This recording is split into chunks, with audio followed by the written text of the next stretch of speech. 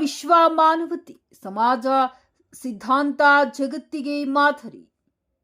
Professor BK Ravi.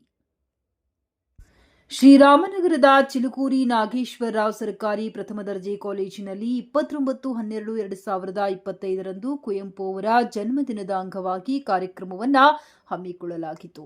ಸಹಾಯಕ ಪ್ರಾಧ್ಯಾಪಕರಾದ ಶಂಕರಪ್ಪ ಎಂಬುವರು ಸ್ವಾಗತಿಸಿ ಪ್ರಾಸ್ತಾವಿಕವಾಗಿ ಮಾತನಾಡಿದರು. ಚಿಲುಕೂರಿ ನಾಗೇಶ್ವರರಾವ್ ಸರ್ಕಾರಿ ಪ್ರಥಮ ದರ್ಜೆ ಕಾಲೇಜಿಗೆ 18 ವರ್ಷಗಳ ನಂತರ ಪರೀಕ್ಷಾ ಕೇಂದ್ರ ಮಂಜೂರು ಮಾಡಿ ಪರಿಶೀಲನೆ ಮಾಡಲು ಆಗಮಿಸಿದ ಕೊಪ್ಪಳ ವಿಶ್ವವಿದ್ಯಾಲಯದ ಕುಲಪತಿಗಳಾದ ಪ್ರೊಫೆಸರ್ ಬಿಕೆ ರವಿ ಅವರು ಕುವೆಂಪು ಜಯಂತ್ಯೋತ್ಸವದಲ್ಲಿ ಪಾಲ್ಗೊಂಡು ಕುವೆಂಪು ಅವರ ಭಾವಚಿತ್ರಕ್ಕೆ ಪುಷ್ಪ ನಮನ ಸಲ್ಲಿಸಿ ಕಾರ್ಯಕ್ರಮ ಉದ್ದೇಶಿಸಿ ಮಾತನಾಡಿದರು.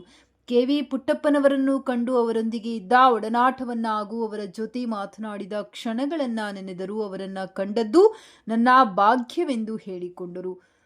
ಅವರ ಓ ನನ್ನ ಚೇತನ ಆಗುನಿಯ ನಿಕೇತನ ಎಂಬ ಪದ್ಯದ ಸಾಲುಗಳನ್ನ ಮಕ್ಕಳಿಗೆ ಹೇಳಿ ನೀವು ಕೂಡ ಚೈತನ್ಯಶೀಲರಾಗಿ ಉನ್ನತೋನ್ನತವಾಗಿ ಬೆಳೆಯುತ್ತಲೇ ಇರಬೇಕು ಹಾಗೂ ವಿಶ್ವ ಮಾನವತೆ ಚಿಂತನೆಯನ್ನ ಅನುಸರಿಸಿ ಎಂದು ಕಿವಿ ಮಾತು ಹೇಳಿದರು. ಡಾಕ್ಟರ್ ಬಾಬಾ ಸಾಹೇಬ್ ಅಂಬೇಡ್ಕರಂತೆ ಕುವೆಂಪುರವರು ಕೂಡ ಸಮಾಜದ ಸಿದ್ಧಾಂತದಲ್ಲಿ ಅತೀವ ನಂಬಿಕೆ ಉಳ್ಳವರಾಗಿದ್ದರು ಎಂದರು.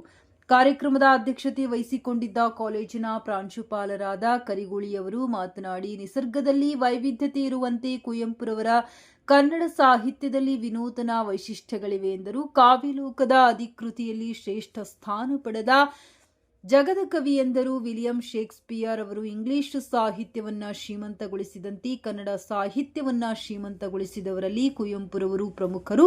ಕನ್ನಡ ಸಾಹಿತ್ಯದ ವೈಜ್ಞಾನಿಕತೆಯನ್ನ ಅರ್ಥೈಸಲು ಹೊಸ ವೈಧಾನಿಕತೆಯನ್ನ ನೀಡಿದ್ದು ಅಲ್ಲದೆ ಸಾಹಿತ್ಯದ ಮೂಲಕ ಬದುಕಿನ ಎಲ್ಲಾ ರಂಗಗಳನ್ನ ಸ್ಪರ್ಶಿಸಿದರು ಎಂದು ಅಭಿಪ್ರಾಯಪಟ್ಟರು.